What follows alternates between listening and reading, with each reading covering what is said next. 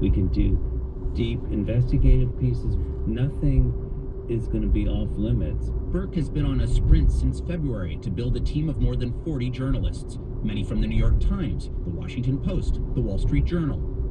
Jeff Del Vicio, formerly with the Times, oversees 8 multimedia staffers for STAT. There are not a lot of outlets in this space doing this kind of work. You know, something that's visual, that's playful, that really takes advantage of what you can do on the web and applies that visual thinking to this problem of life sciences. The result is often gorgeous, striking, even funny, but it all costs money. I spoke to a bunch of observers about STAT, the CEO of Vox, the former editor of the New England Journal of Medicine, a top New York Times executive, and 2 media industry analysts. All were intrigued by STAT's promise, but none was sure how it would pay for itself. We get to look at things with fresh eyes. Angus McCauley is Chief Revenue Officer of STAT News. He says he intends to rely at first on branded content, in which advertisers pay for posts that evoke themes that fit with their brands. And he hopes to charge admission to conferences built around the life sciences. He's even considering a partial paywall for its most devoted readers. The long-term objective is to try to diversify the revenue streams and build out different revenue opportunities as we build the brand over the next couple of years. Fundamentally, STAT's founder, John Henry, will have to give the site money and a lot of leeway, making STAT not just a news organization that covers discoveries in labs, but a kind of experiment in focused digital journalism itself. David Folkenflik, NPR News.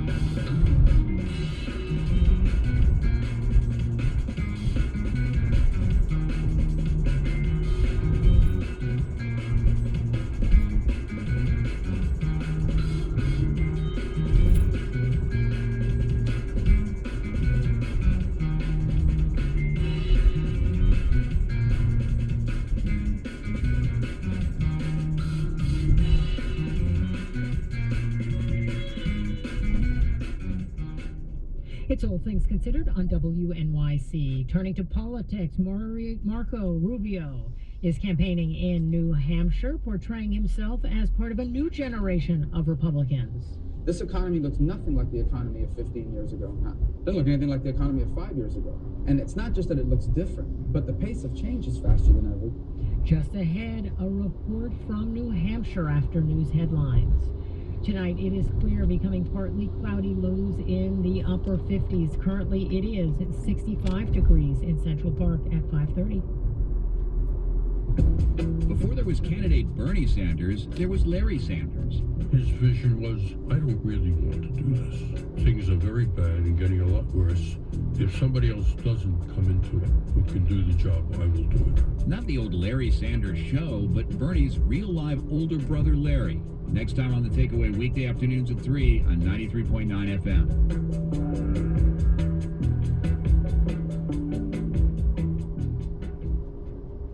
WNYC receives support from the Big Apple Circus, presenting the Grand Tour, a new show featuring acrobats, clowns, the Wheel of Wonder, and more. Now open at Lincoln Center. Tickets available at bigapplecircus.org. William Patterson University, holding a graduate open house this Sunday, November 8th from 1 to 3 p.m. on the Wayne, New Jersey campus. More information at wpunj.edu/graduate. We are WNYC, where New Yorkers turn for NPR News and a whole lot more.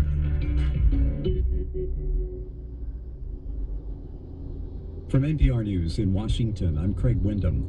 Federal Reserve Chair Janet Yellen says the central bank may be ready to start raising its benchmark short-term interest rate at the next meeting of Fed policymakers. Our statement indicates that December would be a live possibility, but importantly, that we've made no decision about it. Yellen told the House Financial Services Committee the U.S. economy is currently performing well, but she says she and her colleagues will want to examine more economic data due out this month and next before acting.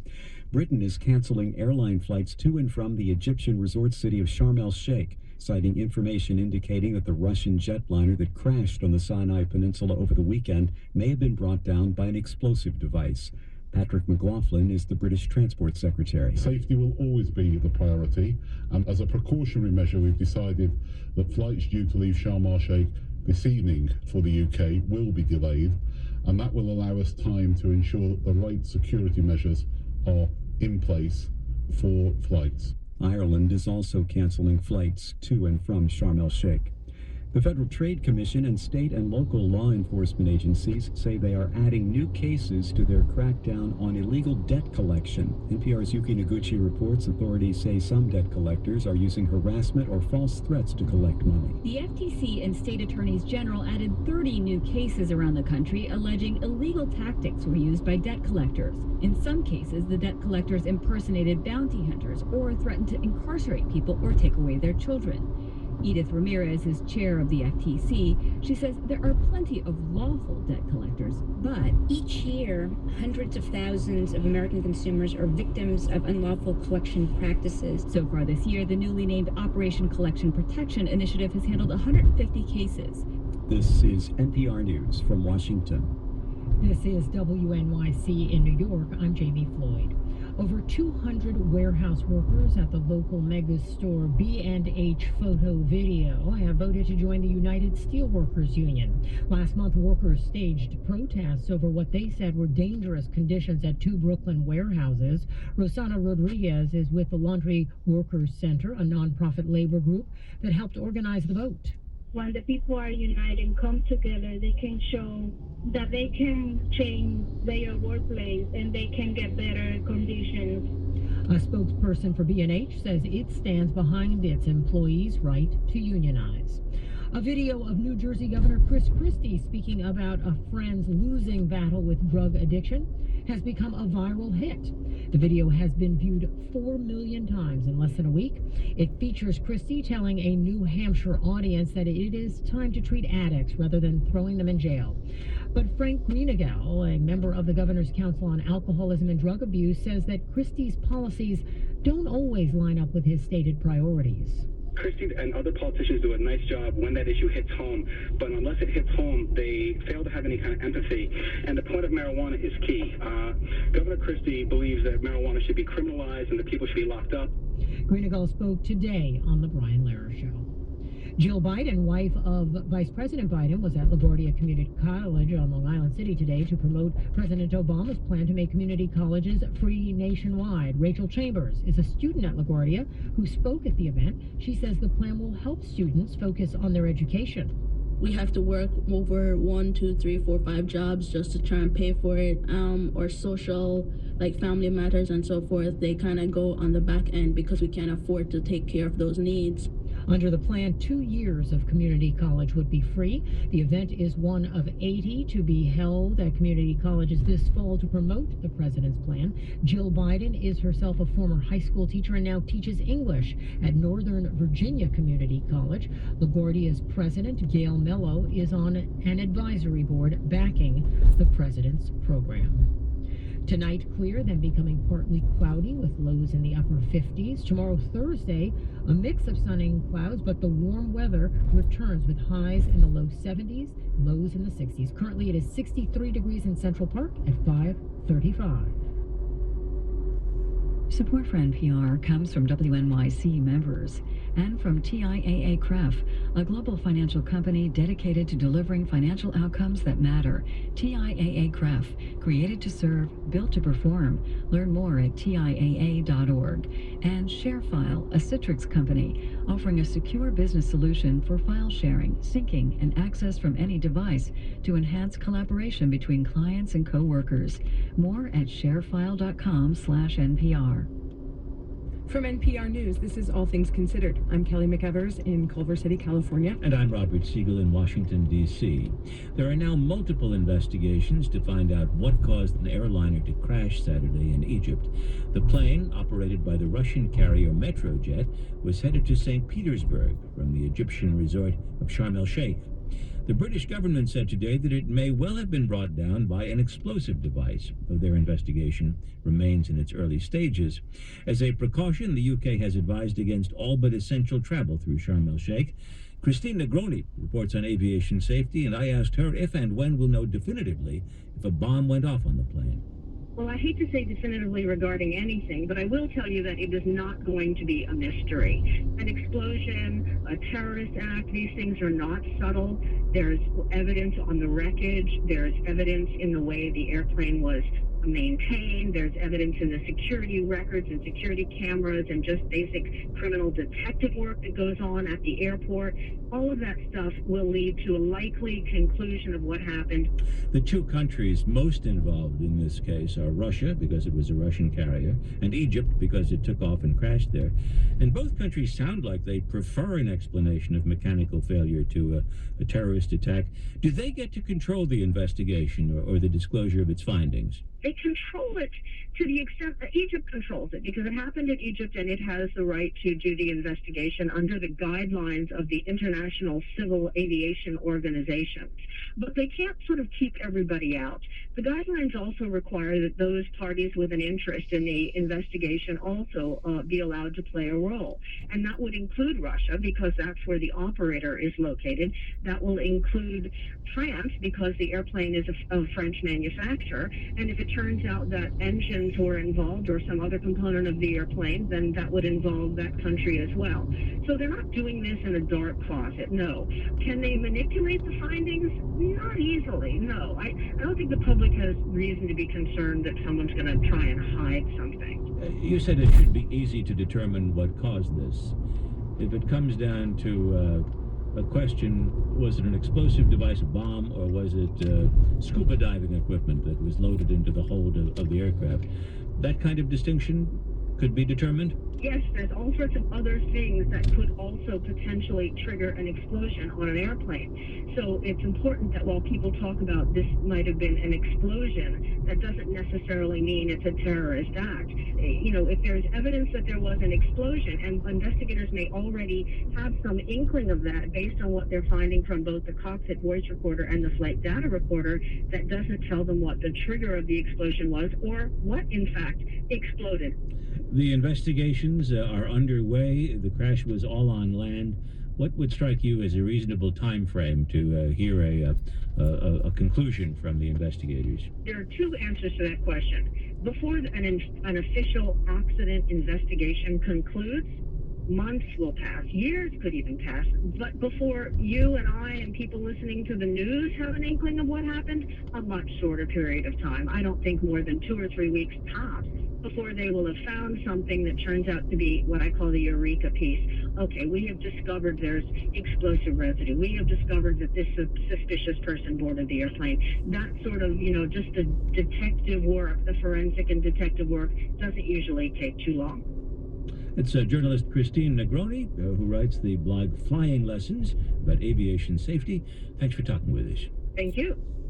The election season has officially kicked off in New Hampshire, with candidates filing today to get on the ballot for the first presidential primary in the country. Marco Rubio was there. He's looking to catapult his candidacy after a solid debate performance. NPR's Don Gagné is there too. He saw Rubio today and he saw Jeb Bush last night, and he's been talking to voters all along the way. He joins us now. Hi, Don. Greetings. It sounds like a lot's going on there. I mean, let's start with Jeb Bush. I mean, he's been struggling lately. Is New Hampshire a must-win for him? It's a place he has to win, and voters here are asking the question, when is he going to pick it up? That said, he seems to be enjoying himself the past couple of days. There was an event in the town of Raymond last night. He was comfortable. He was having fun talking policy. Still, that image of him struggling hangs over things. And give a listen to this. One audience member asked a question about entitlements, but then they finished it up with this. So I'm anxious to hear what you would do. And by the way, good energy tonight.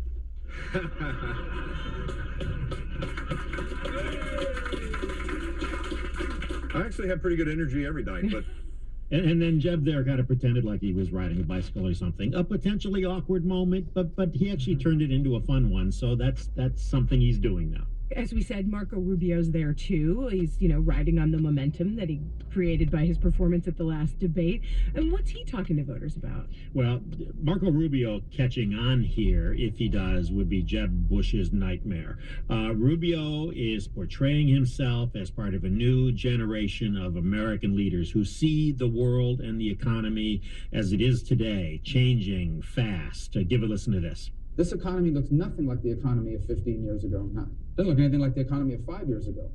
And it's not just that it looks different. The structure of the economy is different, but the pace of change is faster than ever. This is a statistic I always use. It took the telephone, which is an extraordinary invention. It took the telephone 75 years for 100 million people to use it. It took Candy Crush 1 year to reach 100 million people as users.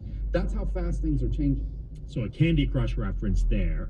He was asked questions at this event about pro football. It was kind of a getting to know you session. He was asked about Star Wars. Turns out he says he used to hate Darth Vader. Now he feels sorry for him. But the key here is Marco Rubio has not been in this state very much, but expect him to really ramp it up as he tries to connect with voters between now and the February primary. And you've been talking to those voters. I mean, what are they saying? You know, you work the crowd, and even selected people, self-selected people who've come because they like Jeb are quick to tell you they like Rubio too. The drawback for Rubio is that a lot of these voters think he's too young. Some say he's too much like Obama, doesn't have enough experience. The warning sign for Jeb Bush, the super PAC supporting him has been blanketing the airwaves with ads, and the numbers haven't moved even with that help. And you've been in New Hampshire a lot over your career, and during this election, you were there over the summer a few times. I mean, how have things changed in New Hampshire? Here's what happens. The leaves change and the urgency starts to ramp up. And you can sense that people are looking at the candidates and sizing them up and saying, can this person win? And is this the person I want to vote for? So you can tell that time is getting short and that minds will be made up soon. It's NPR's Don Gagné in Manchester, New Hampshire. Don, thanks so much. My pleasure.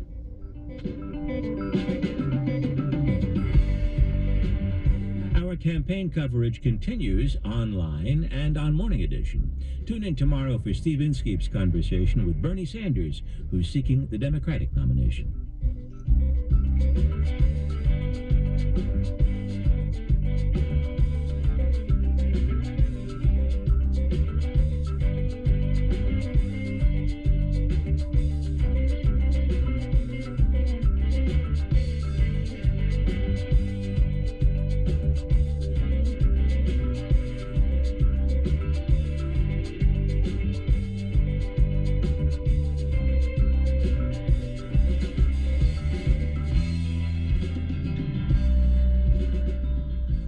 You're listening to All Things Considered on WNYC. I'm Jamie Floyd.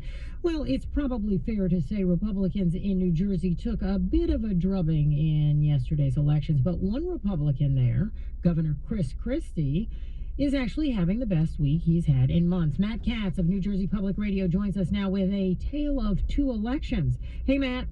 Hi there, Jamie. Matt, a rough day yesterday for Republicans in the Assembly, losing 3 seats, maybe 4, since one race is too close to call right now. Either way, the GOP will end up with its smallest minority in the New Jersey Assembly since probably the 1970s. Where do we lay the blame? With the candidates themselves or with the leader of the party in the state, Chris Christie?